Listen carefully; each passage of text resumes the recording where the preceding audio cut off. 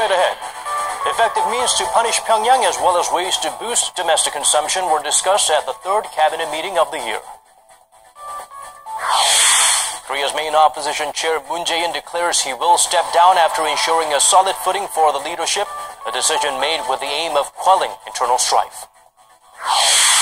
2015 was a slow year for China, recording its weakest annual growth in the 21st century. While policymakers scramble to come up with more stimulus measures, uncertainties linger.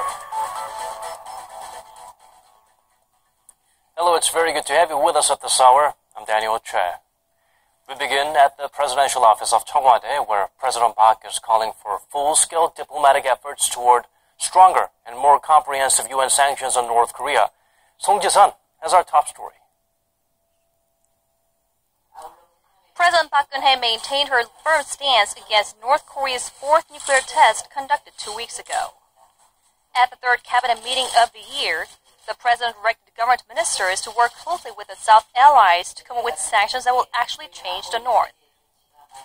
만약 이번에도 강력하고 실효적인 조치들이 도출되지 못한다면 5차, 6차 핵실험을 해도 국제사회가 자신을 어쩌지 못할 것이다 하는 잘못된 신호를 북한에 주게 될 것입니다.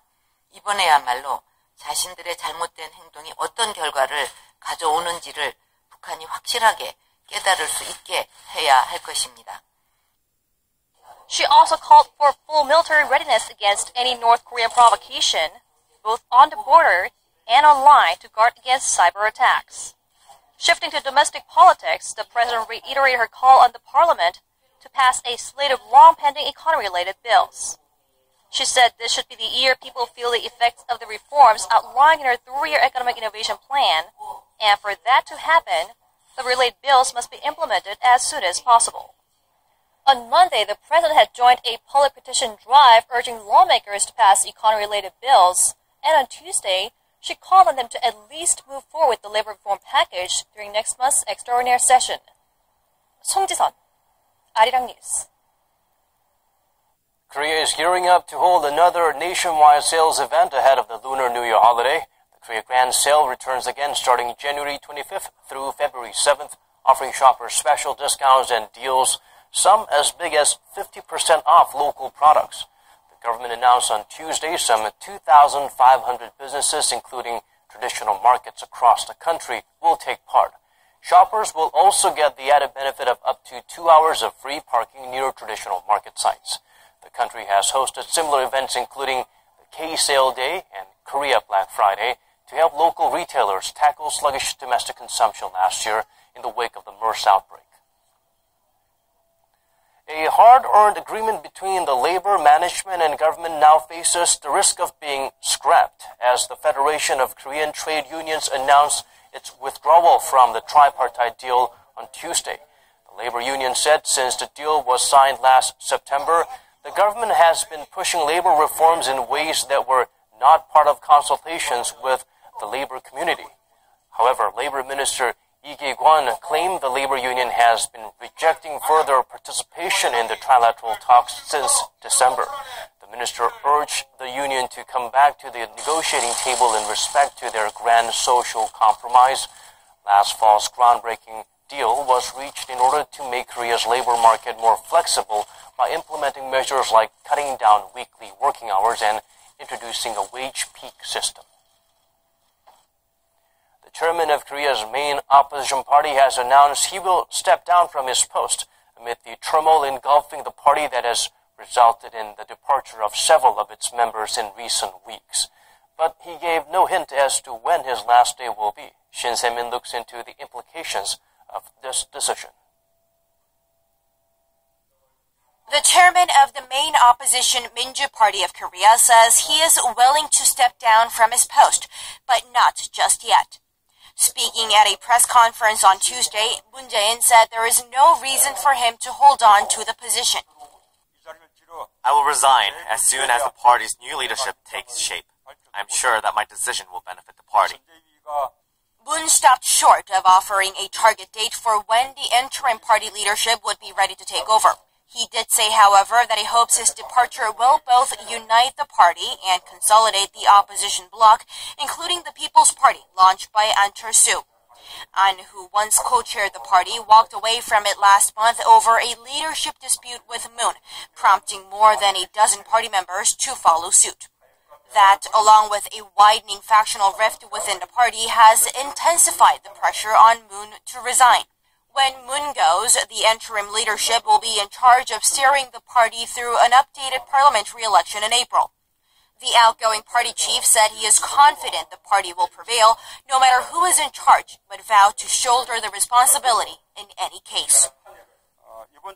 Even if I'm not in the leadership position, I will take full and infinite responsibility for the outcome of the April general elections.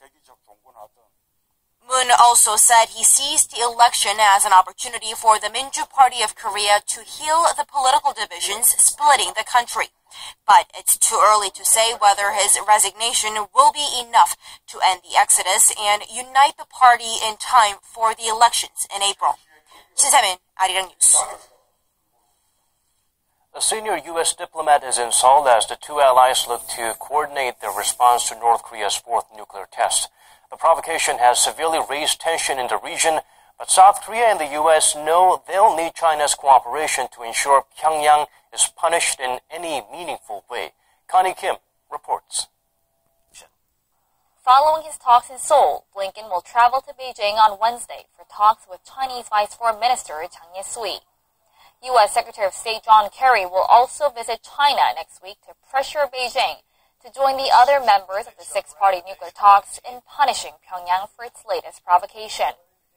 China has emphasized the need for an appropriate level of UN measures, while South Korea, the U.S., and Japan are pushing for stronger and comprehensive sanctions.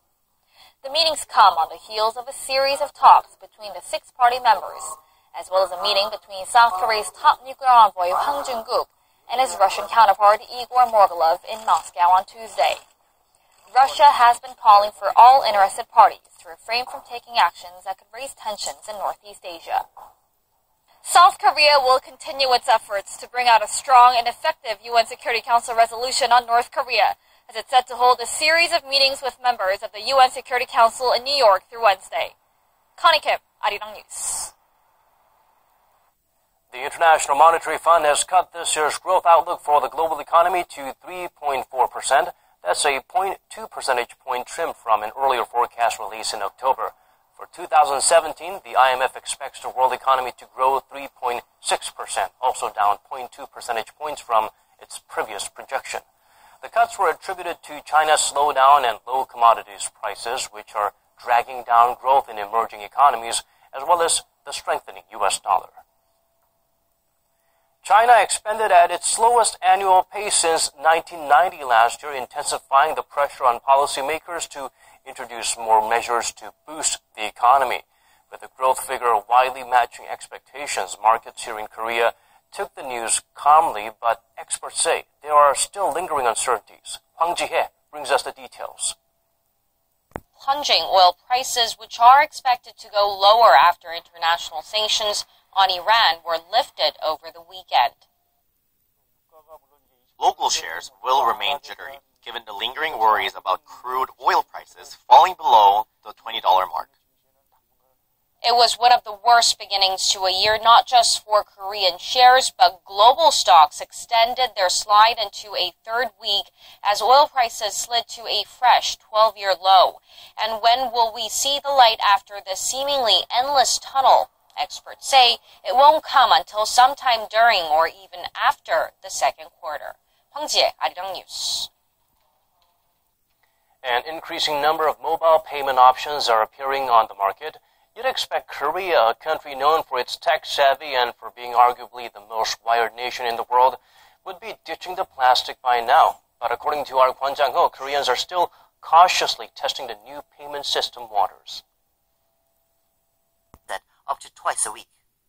Industry data shows that over $5 billion worth of shopping was done on mobile phones with mobile payment services in the third quarter of 2015, up 58% from the previous year. Mobile banking is also widely used these days. There are over 60 million mobile banking accounts in Korea, and according to the central bank survey, nearly half of respondents use the services at least twice a week. But there are still many who've chosen not to make the digital leap. When asked why, they cited personal data leaks, mistrust of safety features, and mistaken transactions as their biggest concerns.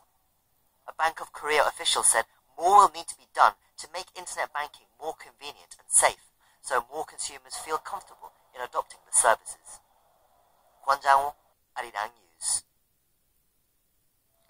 Less than 2 weeks after North Korea's latest nuke test, the South Korean army is in the thick of its regular winter training exercises.